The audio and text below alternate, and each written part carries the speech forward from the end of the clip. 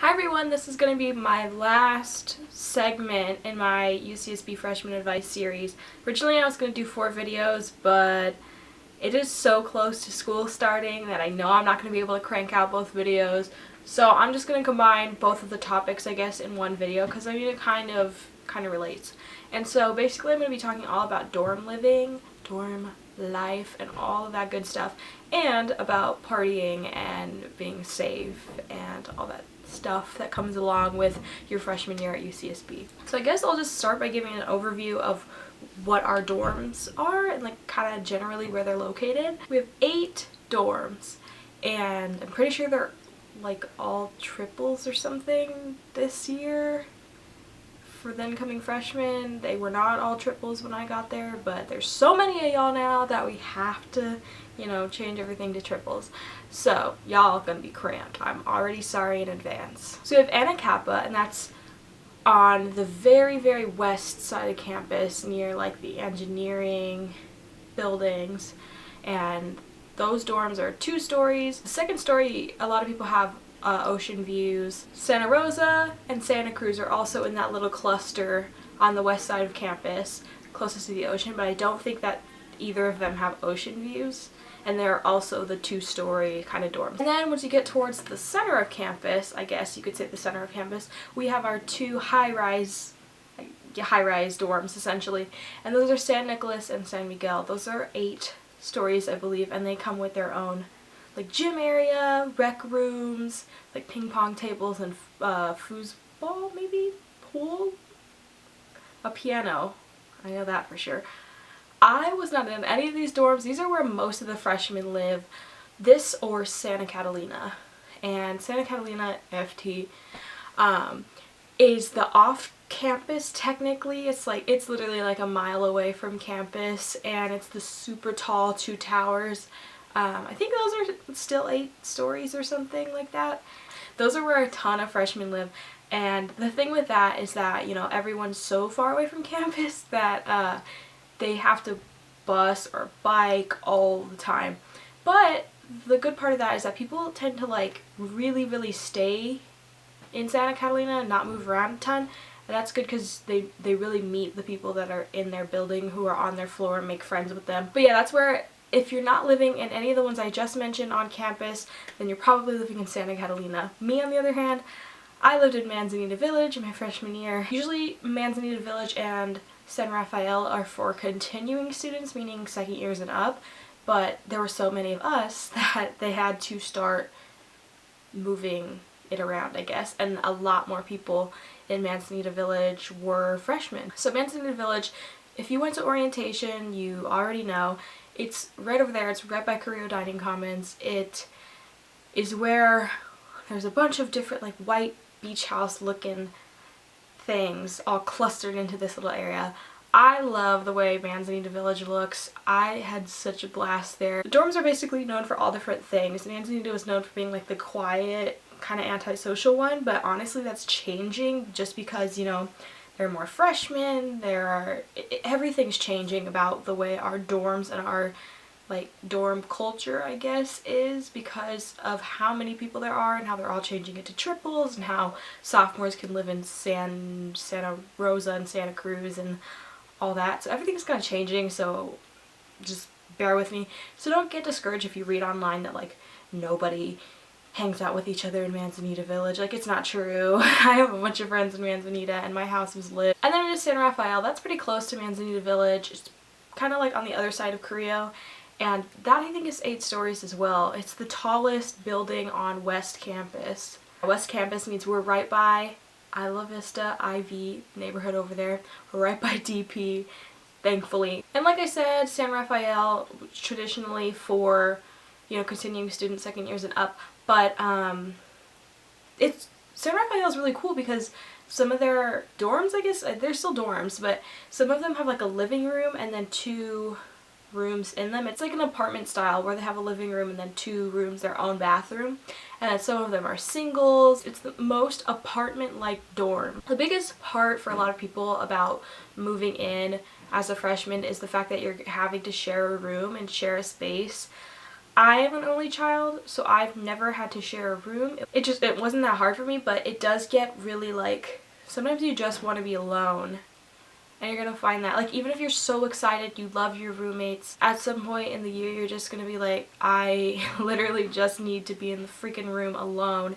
And the fact that somebody's just like right there, it's like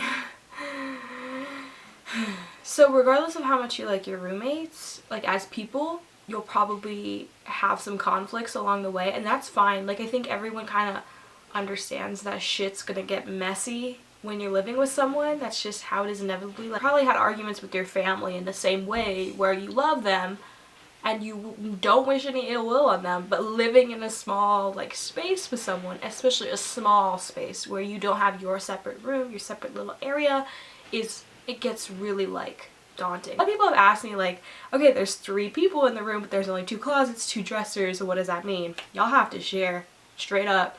Like, one of my roommates didn't really hang stuff, she just used a dresser, so she used her dresser, I used the hanging space, and then my other roommate took the other hanging space. We just figured it out, you know, like who hangs stuff more, they can use the closet for hanging stuff, and then the other people can use the dressers more. You'll figure it out, but don't be that person who brings their entire wardrobe and then is like, well, I need this space, this space, this space, and that space. You're gonna have to compromise and be flexible. Like, that sounds so like obvious, but you'd be so surprised how people are just like, what? The world does not revolve around me? If you haven't already chosen, you're gonna have to figure out whether you want the top bunk, the bottom bunk, or the lofted bed. I honestly don't have a preference. I mean, I don't know how you'd figure. It's honestly personal preference on what you like. One of my roommates had been used to having a bunk bed back at home and sleeping in the top bunk, so she's like, I'll take it, I'm used to it already. I don't know how to like give advice on it because it's really personal preference. What I think is a good idea though is if somebody's upset with, like, they don't end up liking which bed they have, every quarter you could kind of switch who has which bed and which desk area. It's kind of a lot of work to like move your stuff, but that way everyone kind of gets a chance to be in a different space throughout the year. I'm just doing this. Okay. I look like that girl from the volleyball team who like made that awful dance video. So a big part of why sharing a space is difficult because you have roommates. You know, you're meeting people, a lot of you for the first time. You're just like, I'm gonna be living with this person for the next 9 months. What if they're insane? What if you hate your roommates? I mean, honestly, I know people whose personalities clashed so hard, like so hard. I don't even know how they were able to sit in a room together without pulling each other's hair out, but they did it. And a lot of that has to do with, you know, making friends, and maybe one day you'll stay the night at your friend's house, or they'll stay the night at their friend or significant other's house. You don't have to see each other too much. Or a lot of times people who don't like their roommates are usually out of the dorm a lot. I personally don't really recommend that too much, just because I feel like you're paying a ridiculous amount for your room already. You should be able to come back and actually use your room. Some people just don't like being inside their rooms at all. Like, they just like being out and about, and that's totally fine. But for me, I was like, I'm paying a ridiculous amount of money for this bed right here, so I'm gonna be in it. So roommates don't have to be friends. Our personalities don't really mesh well together. We don't have to be friends. Usually you don't know until, like, you know, a couple weeks in whether you kind of mesh with someone. So you could just like you both kind of are on the same page probably, and just like, but you gotta be civil. I think that when y'all first meet, like after you unpack your stuff and everything, you should probably have like a little like room meeting and talk about like what are some things that we need in order to keep this space suitable. Usually your RA will come around and bring you a paper like on the first day, and you have to fill it out and put it on your door, and it'll be like, oh, I'm a morning person, check if this applies to you. I don't like going to bed early, or I do like going to bed early. And it's a really good way of getting to know each other's preferences, and like, oh, I can study with music versus I can't. But the thing is, you really have to take that seriously. If somebody's just not adhering to what you need, that's going to affect you health-wise, as a student, and as a person. So you shouldn't feel like afraid to address that. That was a big problem I had, just because I didn't want to say anything because I didn't want anyone to hate me. But I'm someone who goes to bed like early, and I know that can be annoying, but I was just like, listen, like, I needed to be able to vocalize my concerns. And then towards the end of the year, it got easy. We all kind of knew how each other operated, and then, you know, you're able to kind of avoid those types of issues. Another tip that I like is posting schedules and like posting your school schedules, printing it out, and like thumbtacking it to your walls. Not only does that help because you can kind of figure out how your schedules interact and like who's going to be here, so you can figure out when your like alone time is. You can also figure out when your alone time is, you know what I mean?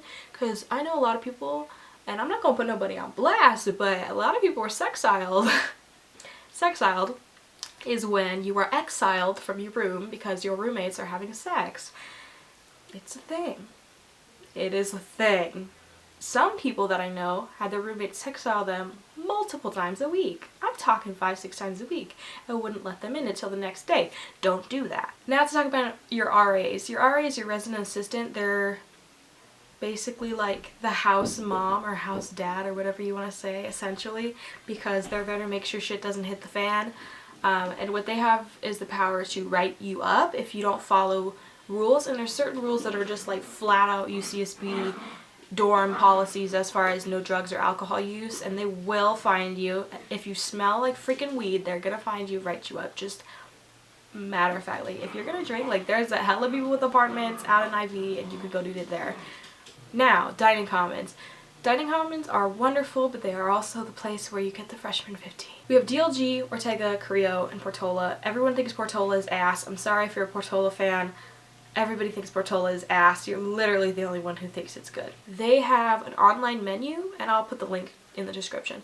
They have an online place where you can see the menu, and it also gives you like nutrition information, calories, or if you want to avoid the freshman 15, then they have nutrition information for you so that you can kind of keep shit on track. They also have a lot of vegan and vegetarian options. So if you want to avoid the freshman 15 and you're really dead set on it, most of the dorms have some sort of gym center, and we also have a rec center for the entire school, and they have soccer fields and, you know, weightlifting stuff, badminton courts, ellipticals, treadmills, all types of stuff. And lastly, some stuff about partying. Don't act a drunk mess in your dorms, just because that does put you at risk for getting written up.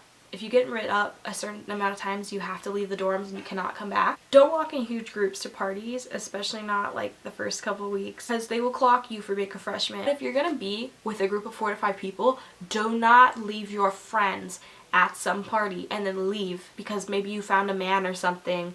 That does not give you the excuse to leave your friend there, especially if they're impaired. I've seen this happen a lot. I love UCSB, but I've seen so many people who get drunk and then forget about their friends. And that's such bullshit to me, because it's terrifying to be left alone and realize where the hell is everyone. You feel like a fucking lost kid at Walmart, and it's not okay, especially when you're drunk and you're already like mentally, you know, fogged up. How are you supposed to find your way back? It just opens you up to a lot of shit. Don't bring your friends to Halloween. Don't bring your friends to Adultopia. Don't bring your friends to Extravaganza. Bystander intervention is really important, because you might think that, oh, well, somebody's going to say something, but really everybody's thinking that, truly. And so if you don't say something, then you never know what could happen. Again, it's one of those things that I could not live with myself if I didn't at least ask somebody if they were okay or comfortable with what was going on. These are all things that you should have learned on, I think y'all have like sexual harassment prevention training. Last but not least, I know that partying is a big part of our campus culture, but if that's not your scene, you can literally stay home and it's fine. Or if you don't drink, that's totally fine. Anyone who would pressure you into drinking is a shit person, honestly.